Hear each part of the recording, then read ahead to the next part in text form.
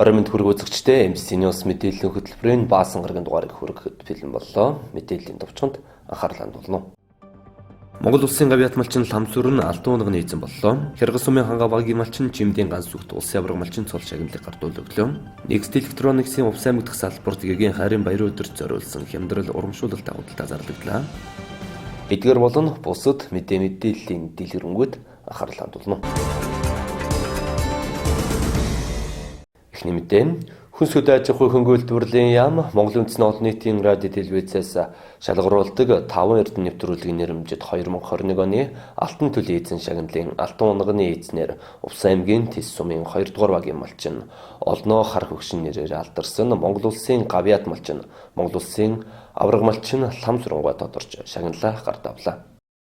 Алтан унганы эзний шагналыг Монголын үндэсний олон нийтийн радио телевизийн сувгуудын захирал Отгон Туяа аймгийн иргэдийн төлөөлөгчдийн хурлын дарга Батболд аймгийн засаг дарга Чимэд нар гардуул өгч хүндэтгэл үзүүллээ. Лам сүрнэн мал аж ахуйн салбарт даалгавар үжилт хөдөлмөрлөж бэлчээрийн мал аж ахуйн уламжлалт арга ажиллагааг боловсронгуй болгох, малын ашиг шимийн гарц чанарыг нэмэгдүүлэх, төлбөрийг хорогдолгүй байжуулан, тис үхшлийн адуу гөржүүлж үйлдвэрийг сайжруулан хөдөө аж ахуйн салбарт үнэтэй хувь нэмэр оруулсан эрхэм нэг юм. Бэлчээрийн мал аж ахуйн уламжлалт арга ажиллагааг боловсронгуй болгож, буянт мал үрийнхээ чанарыг сайжруулан, улс нийгэмдээ оруулж байгаа хөдөлмөрийг тань үнэлж, Монголын үндэсний радиогийн 5 эрдэнэ нэвтрүүлгийн нэрмжид алтан төлөвийн эзнэр өргөмжлөвөө гэсэн байна.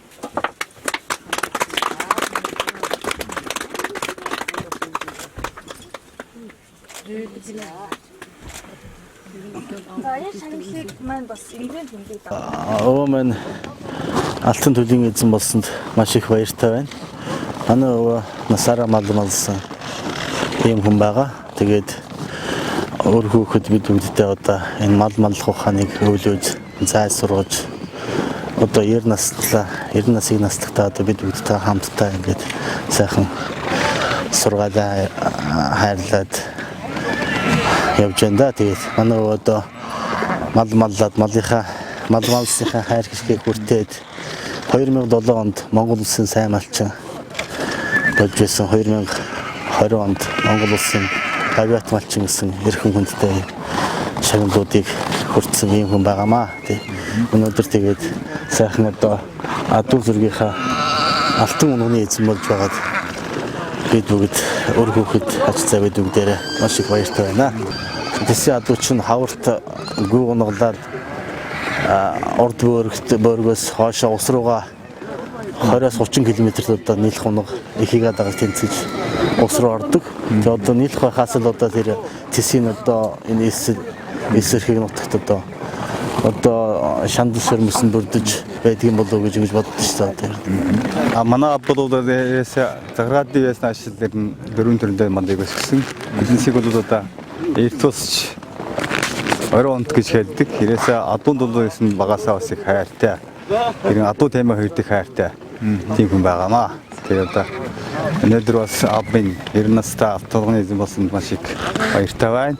Бид 8 үйл. Бид яриа 3 ихтэй. Дороо 3 нүүтэй. Дундхгүй хэрний ярихтэй. 8 үйл. Яг хуу манай отхон дүү бол секретэн багш. Юу? Шүүгч. Манай нэг дүү бол багш. Тэгээд наад 6-ны бараг маддагаад амьдэрч байна дөө.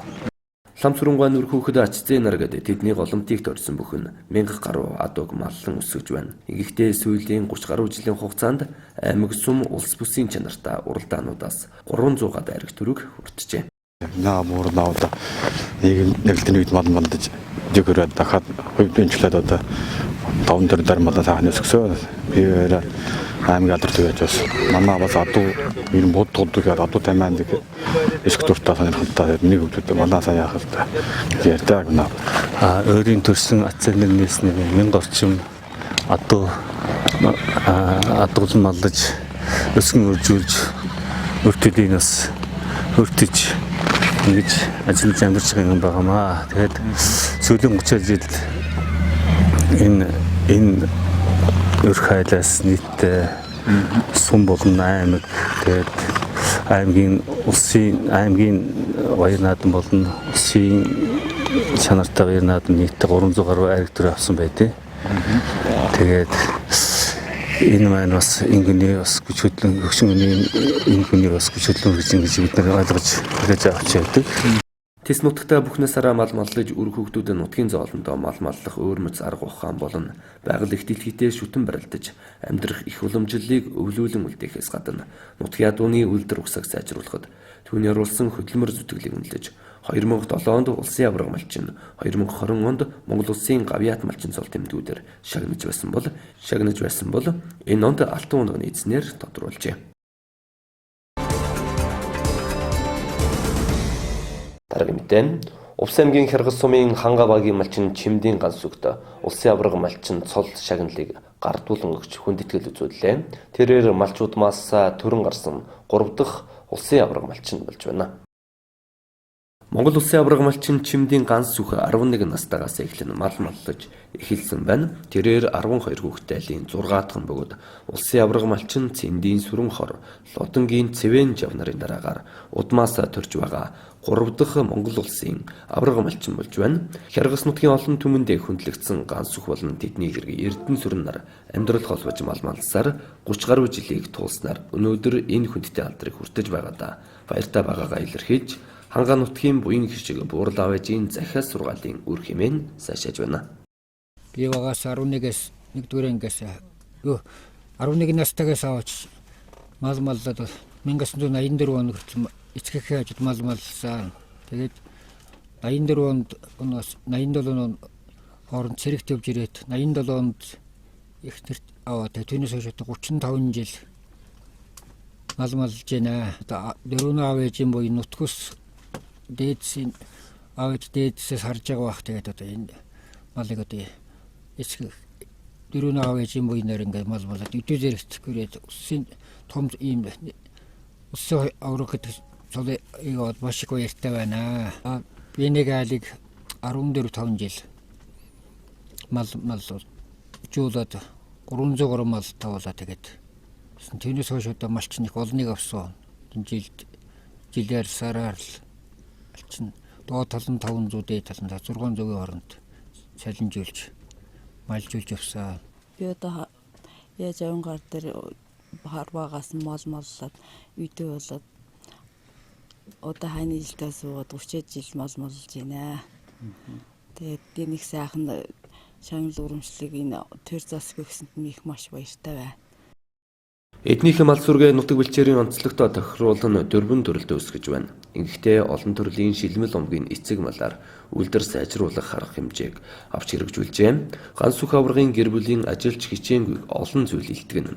Түүний нэг нь жил бүр өөрсдийн гараар хатлан тэжээлээ бэлтгэж, жилд дунджаар 10 тонн гар тэжээл нөөцөлдөг гэдгийг нутгийн түмэн онцоллоо.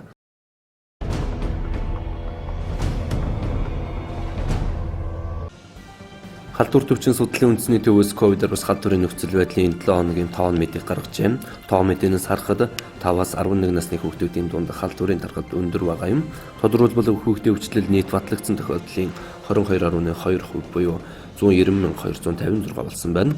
Хүүхдийн өвчлөлийг насны бүлгээр нь авч үзвэл тэгээс 4 насны хүүхэд 51,126 буюу 26.9%, 5-аас 11 насны хүүхэд 86,316 буюу 45.4%, 12-оос 15 насны хүүхэд 36,802 буюу 19.3%, 16-аас 17 насны 16,012 буюу 8.4% эзлэж байна. COVID-19-өөс гадна томуу төс төвчний идэвхжилт өндөр байгааг эрүүл мэндийн яамнаас анхааруулж байна. Тухайлбал 16 хүртэлх насны хүүхдүүдээс 1901 хүүхэд эмнэлэгт дэмжлүүлж байгаа юм. Ийм төлөвлөлийн болно томоогийн зар тахлын үед халдвар хамгааллын дэглэмийг сайтар барих нь чухал байгааг анхаарууллаа. Учир нь халдварын дархалтай вакцингүй бүлгэрээ идэвхтэй чиглэж байгаа юм а.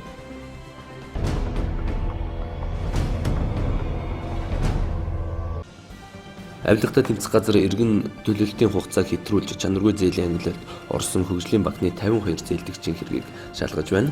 Энэ талаар тус газрын хэвлэл мэдээлэл олон нийтэд харилцах ажилтан комиссар Тэмүүлэн олон нийтэд мэдээлэл өгслөө. Хөгжлийн банкнаас авилгатай тэмцэх газарт өнгөрсөн сарын 28-нд гомдол мэдээлэл ирүүлсэний дагуу тус газар хэрэг бүртгэлийн хэрэг нээж шалгаж байгаа юм байна. Мөрдний шалгах ажиллагаа эхэлснээс хойш 8.5 тэрбум төгрөгийн зээл иргэн төлөгдөжээ. Хөгжлийн банкнаас ирүүлсэн хугацааг хэтэрсэн чанаргүй ангилалд хамруулсан 52 зээлийг үлийн дагуу олгосон эсэх зээл олгосон албан тушаалтнууд нь эрх мэдлээ ургуулan ашиглаж зээлдэгчдэд давуу байдал олгосон эсэх хахуйл авсан эсэх улсад хохирол учруулсан эсэх зэргээр ажлын хэсэг байгуулан ажиллаж эхэлсэн гэдгийг комиссар тэмүүлэн онцлоо. Тэрээр авилгатай тэмцэх газрын мөрдний шалгах ажлын хүрээнд 186 үйл хөдлөх хөрөнгө, 124 машин, 1 үйлдвэр, 1 лиценз, 13 дансыг битүүмжилж хязгаарласан.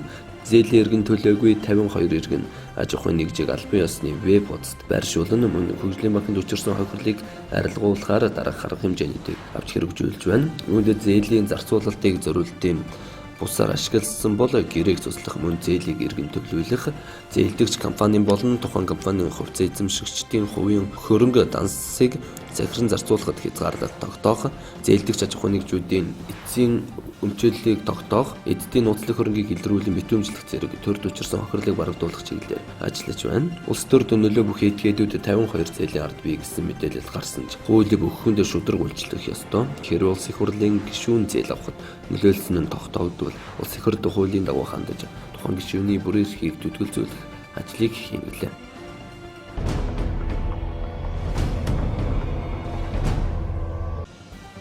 Өнгөрсөн шөнө 3 аймгийн 11 суманд хасах 40 хэмд авч хүүтэн хонлоо. Тодорхойлбол Завхан, Өвс, Хөвсгөл аймгийн сумуудад хасах 46 хэм хүртэл хүүтэрсэн байна. Ойрын хоногудад их нутгаар хүүтний ирж чангарах бол 14-нд нутгийн баруун хэсгээр 15-нд ихэнх нутгаар хүүтний ирж баг зэрэг сулрахыг цагур орчин шинжилгээний газраас мэдээлжээ. 2 дугаар сарын 12-нд баруун аймгуудын нутгийн зүүн, Төв аймгуудын нутгийн өмнөд, Говь аймгуудын нутгийн баруун хэсгээр 13-нд баруун аймгуудын нутгийн баруун болон өмнөд, Говь аймгуудын нутгийн өмнөд хэсгээр 14-нд Төв болон Говь аймгуудын нутгийн зүүн хэсэг, Зөв аймгуудын нутгийн зарим газраар 15-нд баруун аймгуудын нутгийн баруун, Зөв аймгуудын нутгийн зарим газраар цас орж явган шуурга шуурна. Салхи 13-нд нутгийн баруун өмнөд хэсгээр 14-нд нутгийн зарим газраар 15-нд Монгол Алтан ууларх нутаг, Говь тал хээрийн нутгаар секундэд 13-аас 15 м/сек хүрч ирүүлсэн гэдгийг анхаарууллаа.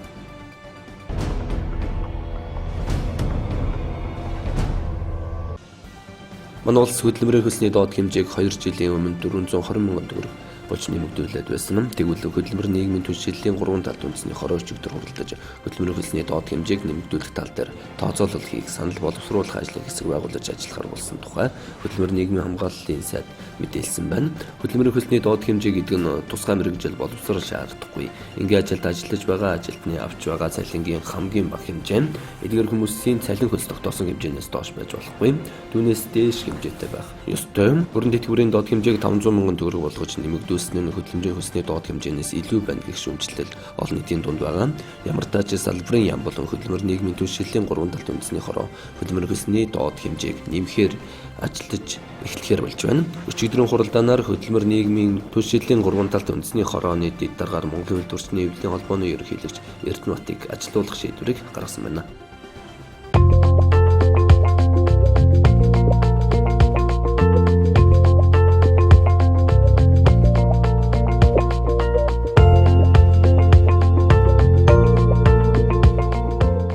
MBC News мэдээллийн хөтөлбөр бизнес мэдээгээр үргэлжилж байна. Гэгэн харийн баяр өдрийг тохиолдуулан Next Electronics-ийн Увс аймаг дахь салбарт Valentine's Day супер хямдрал урамшуулалтай худалдаа 5 хоногийн хугацаанд зарлагдаж байна.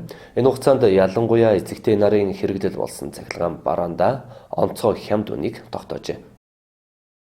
Next Electronics-ийн Увс салбар гигэн харийн баярыг тохиолдуулна. Next Valentine's Day супер сейл онцгой урамшууллыг энэ 2 дугаар сарын 10-наас 2 дугаар сарын 15-ны хүртэл ердөө 5 хоногийн хугацаанд зарлаж байна. За энэ хугацаанд дэлхийн тэргүүлэгч брендийн бүх төрлийн цахилгаан зуух, хөргөгч, гар утас, бүр автомат угаалгын машин гэсэн эзэгтэй нарт зориулсан цахилгаан бараанууд онцгой хямдралтайгаар ердөө 5 хоногийн хугацаанд худалдаалагдаж байна. За энэ хугацаанд та бүхэн мөн бүх банкны лизингийн үйлчилгээ, банк ус санхүүгийн байгууллагын зээлийн үйлчилгээг газар дээрээс нь авах боломжтой байгаа.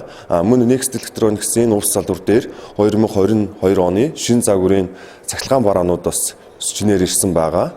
За ингээд 2 дугаар сарын 10-наас 15-ны хооронд Next Valentine's Day Super Sale онцгой хямдралд та бүхнийг өргөнөөр ирж үйлчлүүлэхийг урьж байна. Онцлог бүтээгдэхүүнүүд гэх юм бол цахилгаан зуухнууд за мэдээж их нэртэй хайртай ирчүүд маань цахилгаан зуух галтгооны хэрэгслүүд хамгийн өргөн сонголттойгоор ирсэн байгаа. За Герман, Европ брендийн цахилгаан зуухнуудыг хамгийн өргөн сонголттойгоор ирсэн байна. Мөн үнийн хямдрал нь үндсэн үнээсээ 500 мянгаас 600 мянган хооронд хямдарсан байгаа цахилгаан зуухнууд. За мөн бүр автомат угаалгын машиныг хамгийн доод үнийг тогтоосон байна Next-д.